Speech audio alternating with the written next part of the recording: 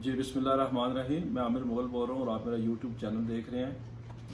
आज मैं आपसे बात करूँगा मालकान इस्लामाबाद के बारे में, जिनको मुतासिरीन इस्लामाबाद कहा जाता है, जिनकी ज़मीनों पर इस्लामाबाद बना है। 1960 में जब सदर अयूब ने कराची से दारुल खुलाफा इस्लामाबाद में शिफ्ट किया था, तो ये बेसिकली इस्लामाबाद शहर प्लानिंग के तहत एक नया शहर बसाया गया था, जिसमें से कुछ हिस्सा डिस्ट्रिक्ट पिंडी का काट के डाला गया, कुछ हिस्सा इसमें केपी से काट के बहुत माइनस ऐसा उससे भी डाला गया।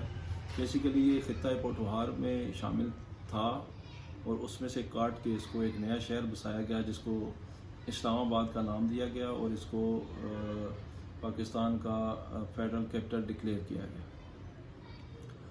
इसमें चूँकि आज आपको पता है आजकल बड़ा शोर शराबा है इस्लामाबाद में, जितने नए सेक्टर्स बनते हैं उनमें जो जगह एक्वायर होती है, मालकान के साथ लड़ाइयाँ होती हैं सीडीए की, आए दिन आप देखते हैं। और उससे पहले मैं थोड़ा सा बता दूं, इसका कोई जो टोटल रकबा है इस्लामाबाद का, ये कोई तकरीबन 1165 मुरबा किलोमीटर है, यानी कि ये तकरीबन 450 मुरबा मील का एरिया है पूरे इस्लामाबाद का। ये रिहायशी इलाका है। इसके अलावा इसकी एक जो नार्दर्न पट्टी है जिसमें नेशनल पार्क है, जोन 3 है, वो कोई 2717 मुरबा किलोमीटर उसका एरिया है। और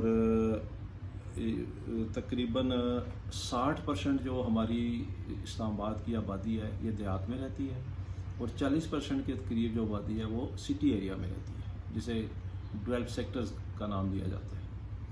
तो अब इशू ये बना हुआ है गुज़िश्ता कई दहाइयों से, आलमोस्ट जब से इस्लामाबाद बना है, मैं भी इस्लामाबाद के मुकामी मालकान में से हूँ। हमारा गांव भी जो है वो उसमें सेक्टर G14 अभी तक वो कंप्लीट नहीं हुआ, वो डेवलप हो रहा है और उसको हाउसिंग डेवलप कर रही है।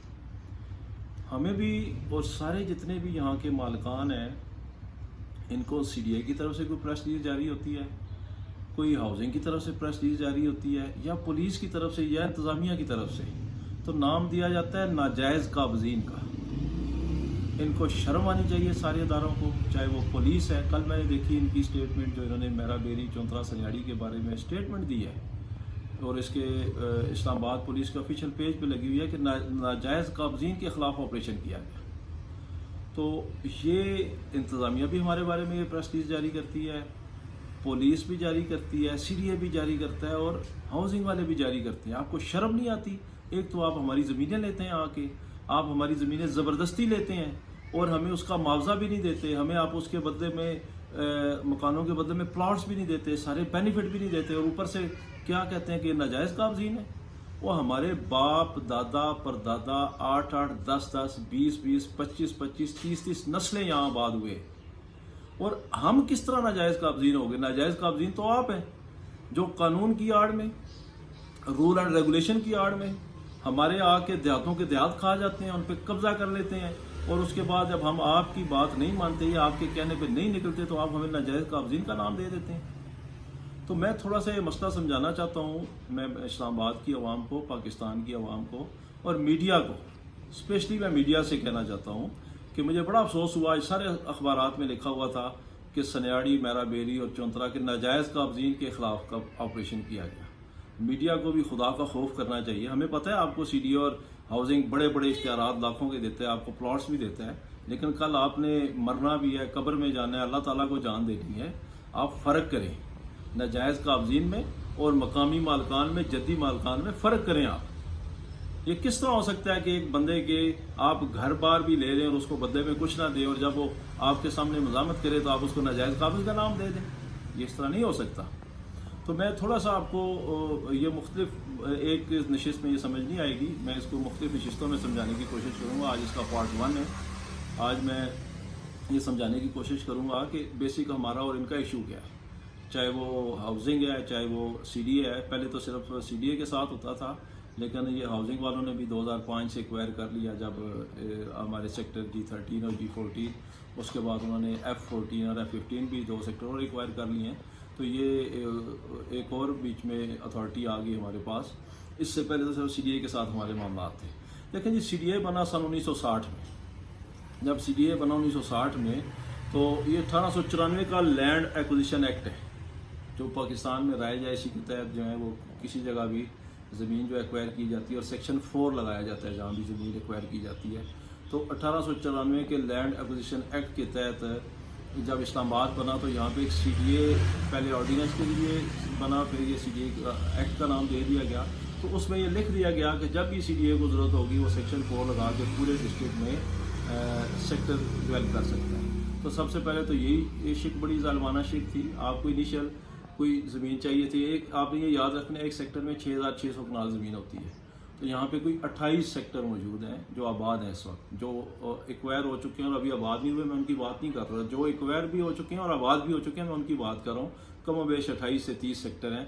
तो 28 से 30 सेक्टर का मतलब ये है कि तकरीबन ये 2 लाख कनाल ज़मीन जो है 2 लाख के करीब आप एक्वायर करके इस्लामाबाद बना चुके हैं। तो सबसे पहली बात तो यह है कि बस अब इसको बस भी कर दें।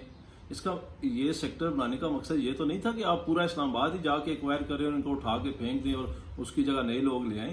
ये तो इसलिए इस्लामाबाद नहीं बना था, ना ही इसके लिए ये CDA का एक्ट और CDA का ऑर्डिनेंस जो जारी हुआ था। जब आपने एक स्पेसिफिक एरिया आपने कवर कर लिया और बना लिया तो मुकामी मालिकान को भी रहने का हक दें। अच्छा, उसके बाद जो सेक्टर एक्वायर हो चुके हैं हम उनकी हद तक बात करते हैं। 1960 में जब ये CDA का ऑर्डिनेंस जारी हुआ, फिर CDA का एक्ट बना, तो एक उसके साथ एक तो लैंड एक्विजिशन जो एक्ट है उसमें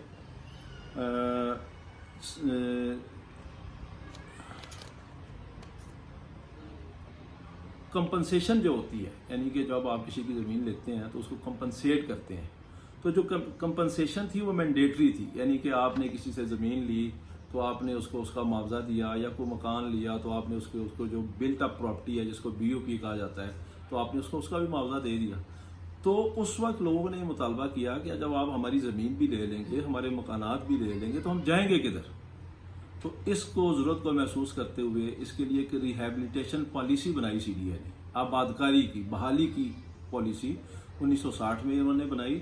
उसके तहत लोगों को वहाँ से जब उनके घर और उनकी ज़मीनें ले ली तो उनके बदले में उनको प्लाट या कोई अलाट जो कुछ देना था वो रिहैबिलिटेशन पॉलिसी के मुताबिक दिए गए।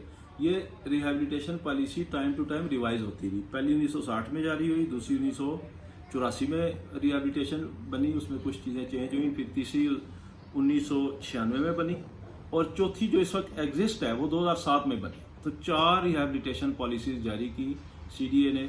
और मैं आपको मज़े की बात बताऊं कि तहरीक इंसाफ के दौर में हाउसिंग फाउंडेशन को हाउसिंग अथॉरिटी का दर्जा दिया गया। मकसद तो इसका ये था कि आपने पूरे पाकिस्तान में मकानात तामीर करके देनी है गरीबों के लिए, सरकारी मुलाजमीन के लिए। तो उसका मकसद ये था अथॉरिटी बनाने का। उसका मकसद ये नहीं था कि आप पिस्तौल और बंदूकें लेके इस्लामाबाद की आवाम पे और यहाँ के रहायशियों पे चढ़ दौड़ें। तो मज़े की बात यह है कि हाउसिंग अथॉरिटी ने अभी तक अपनी रिहैबिलिटेशन पॉलिसी नहीं बनाई। बगैर किसी रिहैबिलिटेशन पॉलिसी के वो रोज़ाना पिस्तौल बंदूकें और लेके जाके चढ़ जाते हैं मालकान पे और जाके उनको ज़बरदस्ती उनके घर गिराते हैं।